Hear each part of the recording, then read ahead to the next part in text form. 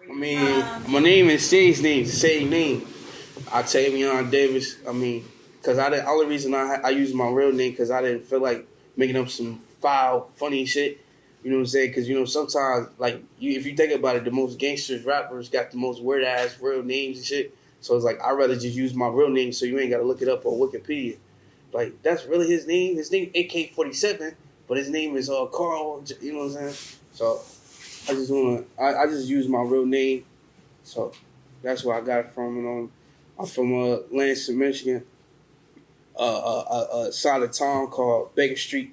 You know what I'm saying? Like, there's like a side of town where like my mother, my father that I didn't know, we all grew up. Like it's like half of my family came from that one part of town. So it's like you know what I'm saying, something like that. Um, I've been making music. I say I've been rapping since beatboxing since a kid. I started off as a beatboxer because my older brother, you know what I'm saying, he light skinned, he get all the girls. We got the same mom and shit, so he used to have like a yard full of girls as kids, and I used to be the one trying to get the girls. So my brother was like, if you try to get the girls, beatbox, and I used to be beatboxing and shit. And then I just saw the reaction, but then like what made me really want to rap, it was a rapper back in the day. I don't know if y'all know him, but his name was Mike Jones, like a big H-Town rapper. And I remember I was a little kid when we was in the house. My mom was like, yo, you want to go see this rapper? And I was like, yeah. We went outside, I kid you not. Like, you know what I'm saying? It's like a pack of people and shit. It's like a bunch of people outside. They going crazy. And all I remember as a kid, he was like, who? Mike Joe. I just can't remember that shit. And just the way the girls, the way people was going crazy, the way grown man was going crazy. And then he just, he had the phone number and he had the grill and shit. So I just mean seeing Mike Jones in my neighborhood as a kid. At the time, Houston rap was on fire, Slim Thug, Paul Wall, all those guys. But once I see that in my neighborhood, then seeing a bunch of different rappers like fucking Juicy. Like I remember one time we got kicked out the store because fucking they was like, y'all gotta get out the store. And we was, you know what I'm saying? I don't know why we had to get out the store, but they made us get out the store for fucking Juicy J. I was mad as hell, but I don't give a fuck about it. You know what I'm saying? Seeing Jeezy, all type of people in our neighborhood. So it was like just being young and being around, and just always wanting to be the center of attention. I just don't know. I've been rapping, but I feel like what really made me start rapping is like when I was 16, I got locked up type situation. I got locked up and I had some time to think and I used to play hella basketball. That's why y'all see me in the jersey and stuff because I used to play basketball all day. I be beating him at basketball and shit. And you know what I'm saying? So, but at the end of the day, I felt like it was like a wake up call, like because every time I came from playing basketball, my body and shit was hurting. But then it was like when I rode around, my arm and shit wasn't hurting, and I could already rap.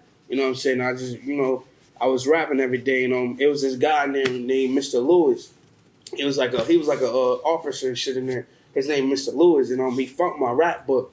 And you chilling with the other people in there talking and shit, and then Mr. Lewis like Octavion Davis found your rap book, and I just shot up like, oh shit, what the fuck, you know what I'm saying? But when he told me, he said, man, I read your raps, you pretty good, you know what I'm saying? And I remember he told me, he was like, yo, if you stick to it, you really gonna make it. I see you on the Source magazine. This me at 16, I was locked up and shit, you know what I'm saying? And when he told me that, I should really ask him that because he usually go off on people like you around people that just motherfucking just straight going off on people, you don't really get that. But for him to tell me that had to be a message.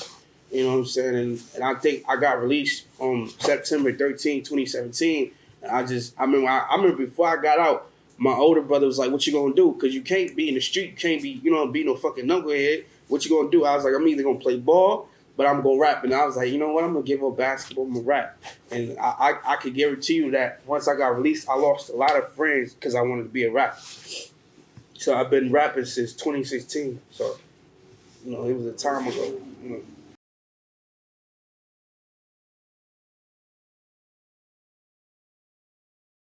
I don't know because I wish I had them rap books though. I ain't gonna lie. My raps, I didn't have no. Even with the raps, Mr. Lewis, he used to look at my raps. He's like, you need to learn how to fucking indent your shit too close together. That's how I used to write my raps, like from the top of the paper to the bottom. Like my shit just close together. You know what I'm saying? And learning metaphors, learning punchlines, learning syllables, double entendres. Like some of our best rappers that just be saying the most mind blowing shit is I feel like anybody trying to rap, they should learn literature and shit like that. Just double intelligence, syllables, and all that shit. You know what I'm saying? And just practicing writing raps every day. And then it used to be cats in there about to fight, and then they were like, no exaggeration, nothing. They were like, yo, I'll stop. They about to trip, and then they be like, you know what? Get Octavion to rap for me. I used to rap for everybody. And even the people that I seen on the out that I was locked up with, they was like, you still rapping? I was like, yeah.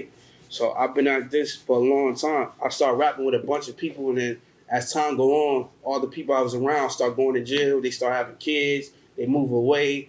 And it was like I was the only one just sticking to it. And I remember just, because when I was, it's like in life when you get in trouble, everybody want to help you. But when you start doing bad, they just bad. And it's like you look down upon.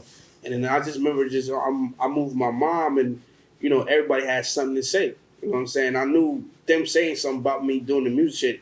It's a good sign that I'm doing something right, because it's like 5 minutes of hanging with the wrong motherfuckers. You can get locked up, you get time, and they not gonna play with you. You know what I'm saying? And I'm blessed that God gave me a second chance, and I just been at it for some time now, and it's starting to pay off a little bit. Shit like that.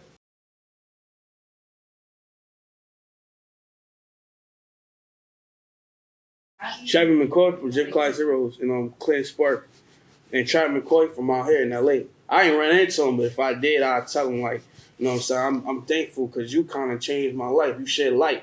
Because this is crazy because Clint Sparks, he got this thing on Instagram. I don't know if he still do it, but it's like live music reviews, and he be having all the big artists in the game that's doing it on there.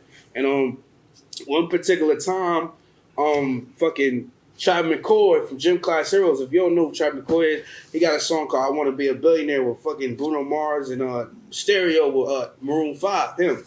You know what I'm saying? Or he used to be with Katy Perry. You know what I'm saying? He used to have one of the baddest chicks in the game at the time. You know what I'm saying? But back to the topic. But I remember I was just watching it and I was getting impatient. I'm working on my patience, but I was like, I ain't about to watch this shit. And then I remember the next Saturday, they did another live music review, and I remember just rewinding back. And I'm hearing Travis McCoy. He was like, man, whoever this kid is, he's going to do well. And he needed a new white tee because as you see now, I ain't come to the photo shoot trying to be all, I'm just showing you who I really am in real life because I don't got time to be trying to do all that extra shit. You know what I'm saying? So he was just talking about, man, he's speaking life. And if he keep doing what he's supposed to do, it's going to pay off. And then I remember just rewinding back and I see my face and I went crazy. I ran downstairs. I showed my stepfather. He was going crazy. I showed my mom, but once my mom saw that Travis McCoy and Clint Sparks was talking about me, that's when I knew I had something. And that really kind of, I knew I just had to keep staying in the studio. So, you know what I'm saying? And if I was to run into Travis McCoy, I'd tell him thank you, because you know what I'm saying? Because I had a low self-esteem at that time. I'm about to quit rapping. I'm like, man, this shit ain't working. Nobody trying to listen to what I got to say. But when he said that about me, I felt good. And it didn't matter if he was multi-platinum or nothing. Like, him talking about me, saying my name, meant a lot. So, yeah, that was the best moment. As an artist, I feel like every artist, they want that validation from another great artist they look up to.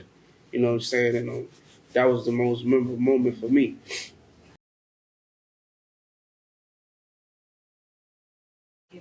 No, it's out right now. We did it for the microphone thing.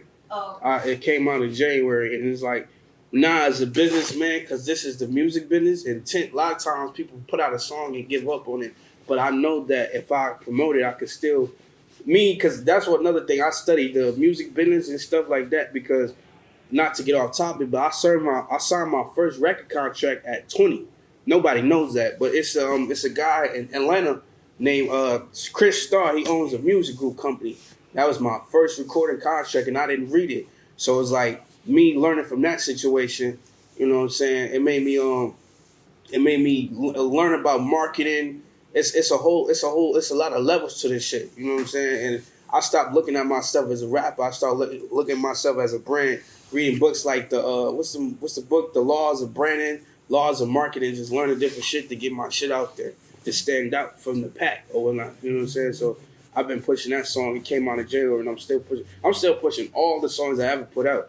I feel like they can still do something. That's why I haven't been in a rush to drop new music, because that's what I feel like a lot of people do. just put out new just I rather I'm gonna drop music, but you know what I'm saying, I'm still promoting the old stuff too. I feel like the old stuff is pretty good. I'm my biggest critic, so I ain't gonna sit up there, play y'all some shit and not think it's good, because I got some songs and a lot of people was like, man, I don't like that song, but I just, every artist got an instant, like a gut in their guts. It's like, I don't give a fuck what you talking about. I'm gonna put this song out anyway. You know what I'm saying? So yeah, I've been promoting that song. I feel like it describes everybody in this room. You know what I'm saying? Everybody went through depression. Everybody went through being miserable. You're young, and then you got social media, and that shit making it even more fucked up because you see all your friends going to fucking Miami, people having all the fun, but at the same time, it's like me talking in that song. It's like although they having fun, my hard work gonna pay off because while they having fun, I'm working. So once my fun is the music. So once the music start paying off, it's kind of they gonna understand my perspective. You know what I'm saying? And then it's like you a young artist coming from nowhere. Nobody knows about Lansing. They only know Lansing about because of football, college football, and basketball. And then T Grizzly put out the song. And then it's like people was thinking T Grizzly was from Lansing, but T Grizzly from Detroit. But shout out to T Grizzly, but because he kind of gave us a light, because nobody knew where the fuck Lansing was. When they go to Michigan, they be like Detroit, Detroit, Detroit, Detroit. You know what I'm saying? So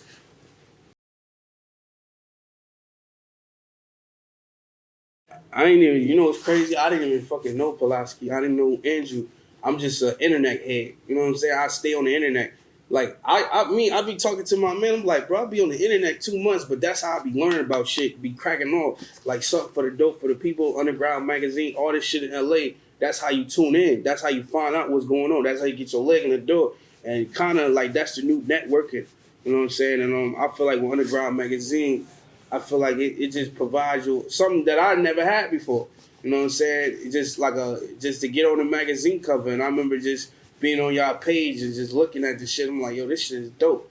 And it's like me, I didn't even have I'm gonna be real, I'm the type of cat that don't have the money, but as soon as they tell me how much the price, I go work on getting the money.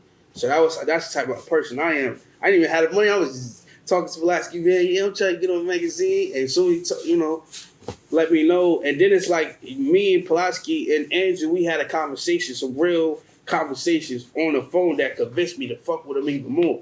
You know what I'm saying? And then went to go check out my music and everything. And, I feel like Underground Magazine I feel like it's something iconic.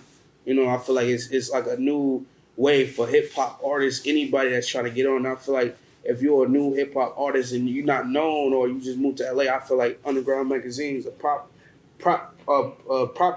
damn, got the word, perfect opportunity for you to get your name out there. You know what I'm saying? Like, when this magazine drop, it's going to be a lot of people that are like, who the fuck is Octavion? Who's the cat with the hat on his pants? Because that's why I started putting my hat on the pants, because a lot of times you take your hat off, you sit it down. Well, you know what? I took his hat one day, and I'm like, I should have put it on my pants. So then people might not know my name, but like, but who that cat with the hat on his pants? So it's like, I feel like Underground Magazine is the dopest thing out. You know what I'm saying? Hands down. I feel like, it's history to make. I could look at this several years from now and be like, damn. You know what I'm saying? But shout out to Andrew Pulaski and the whole Underground Magazine team for giving me a shot. And I'm very appreciative of the people that want to work with me because, this is a fake-ass industry. Because it's hard to get people attention. It's hard to, get your foot in the door because it's like a bunch of artists trying to get their foot in the door. So it's like, I say Underground Magazine is the dopest thing out on the West Coast, hands down. And and they give you a fair shot. Just all the opportunities, the things we was doing today was just, I couldn't believe it. You know what I'm saying? So that's why I was telling everybody in this room, I thank you. You know what I'm saying? Because not that many people. Sometimes I get judged and I get judgmental. Dealing with a lot of that stuff in LA. I'm thankful for the people that want to work with me. That really means a lot. And I won't forget about it,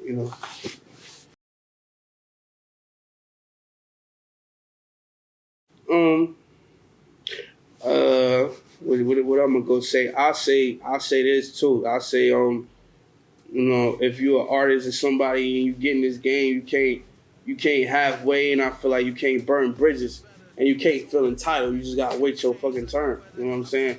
It's all about timing, and I feel like it's all about consistency, and you're gonna have to you gonna have to stay at it, you know, because you never know when your time gonna come. Now we in the era where you never know when your time is gonna come.